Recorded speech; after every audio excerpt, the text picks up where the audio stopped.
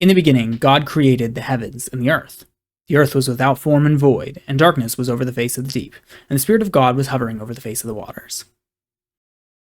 And then there was a bunch more days, and during those days, God created everything else. That's all the plants and all the animals and all the food and all the drink and the people, and that's the important part. The people who were made in the image of God were his image bearers, and those people were super cool. They got to walk with God in the garden, and then he told them that they could eat of any tree in the garden. There was probably a whole bunch of trees and lots of fruit and lots of good stuff, and he said you can eat from any of these trees, but you can't eat from the tree of the knowledge of good and evil.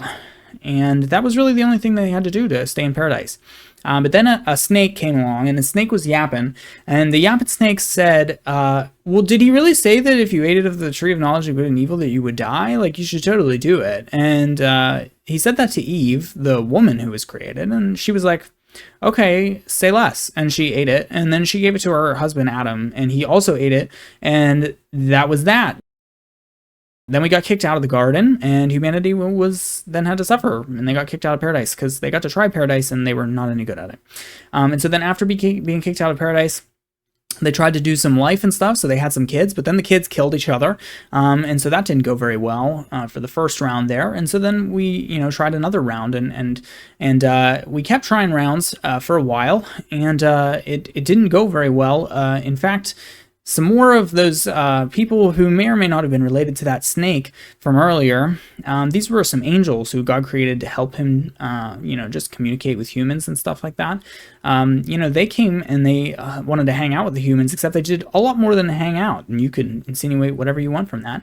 But in the long and short of it, they made some giant babies, and the giant babies were not cool with God at all. So he's like, okay, I'm going to flood the whole world because you're all so bad, and there's giant babies everywhere. And so he flooded the world. But there was one dude who was super good, and that dude's name was Noah. And so he's like, okay, because you're super good, you and your family can live. And so they flooded the world, and these people built a boat, and they survived in the boat. And they also took a bunch of animals with them. And then after they got off the boat, they were like, this is great. And then God gave them a rainbow. And that's cool because rainbows are cool.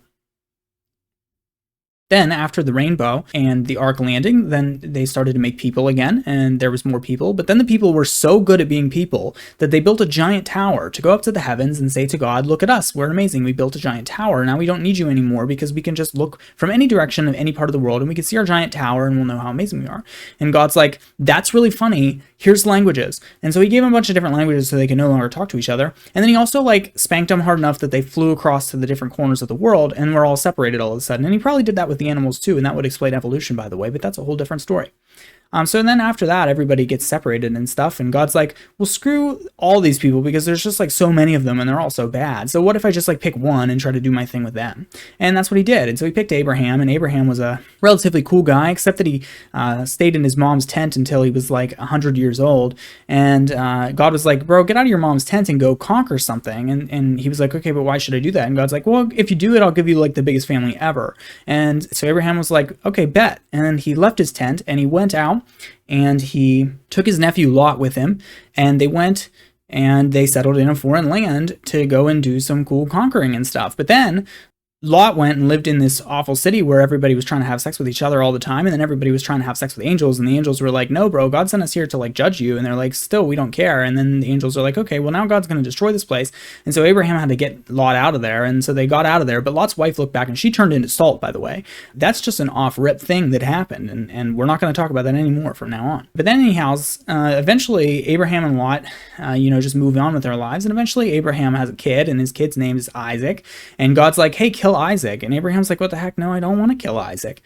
But God's like, yeah, you got to kill Isaac. And then Abraham was like, oh my gosh, I thought this God was different than all the other gods that made you sacrifice children, but I guess I'll do it because I don't want to be disobedient to God because I trust him and he's done so much stuff for me. So he goes and he sacrifices Isaac, except that he doesn't because God interrupts him and it's like, wait, no, bro, here's a ram. Sacrifice that ram instead. I was just testing you to see if you had the faith to do what I asked of you. And Abraham was like, yeah, I had the faith. And actually in Hebrews, it tells us that he had so much faith that he believed that God would either stop him from killing him or bring him back to life. And he was right. So that's awesome. But then we have Isaac. And eventually Isaac gets a wife, and his wife's name is Rebecca. And then Abraham dies, and then Isaac and Rebecca have two kids, and their kids are named Jacob and Esau. And Jacob comes out of the womb holding Esau's heel. So technically Esau's the firstborn, but Jacob is like a total heel holder. And you can see that later when he totally steals his birthright from Esau. So technically, because Esau is the firstborn, because he just came out of the womb first, he has that birthright. But then Esau tricks him and steals it from him to get him to eat some soup. And he totally does that. And Esau's like, I'm going to kill you. And Jacob's like, no, could you not do that? So he runs away. After running away, he eventually decides to come back, and they're going to like make up and be cool with each other, or they're possibly going to like fight each other. But any hoozle doozle, in the midst of that, God shows up, and he's just like there, and he just like fights Jacob, and then he renames Jacob to Israel after he taps him and his socket falls out of place, and he's like, dude, you totally wrestled with God, and that's what Israel means. And then we go on from there, and they sort of make up, but it's sort of not talked about after that.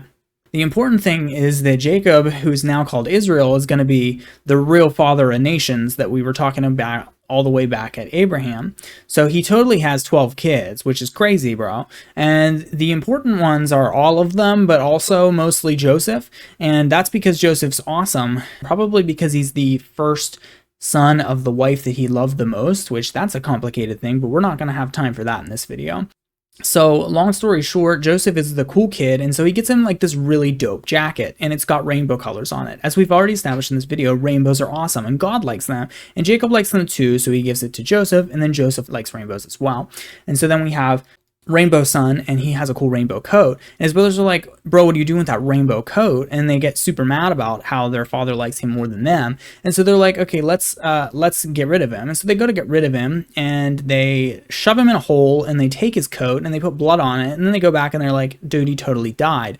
And by the way, while he was in the hole, then some slavers came by and they get him out of the hole and they sell him to the slavers, and then he gets taken to Egypt. And either way, they have no idea what happened to him, but they go back to Jacob and they say, bro, Joseph died, and Jacob's super upset, and then they're like, oh crap. And then like 100 years go by, not really, but like a couple. And it turns out that Joseph is super awesome at reading dreams. And so basically everybody in Egypt is having bad dreams. And then Joseph's like, hey, here's what your dreams mean, because God blessed me at reading dreams.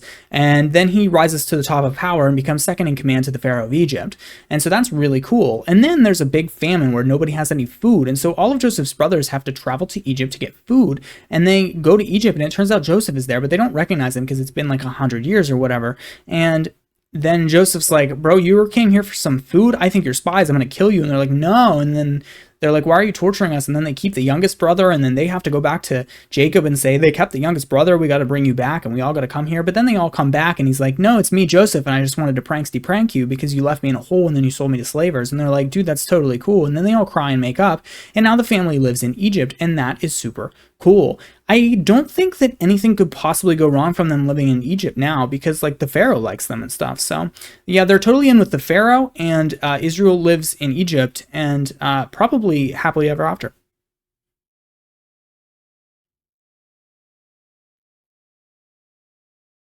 If you enjoyed this video and you're interested in a part 2, please consider subscribing to Credence Questions.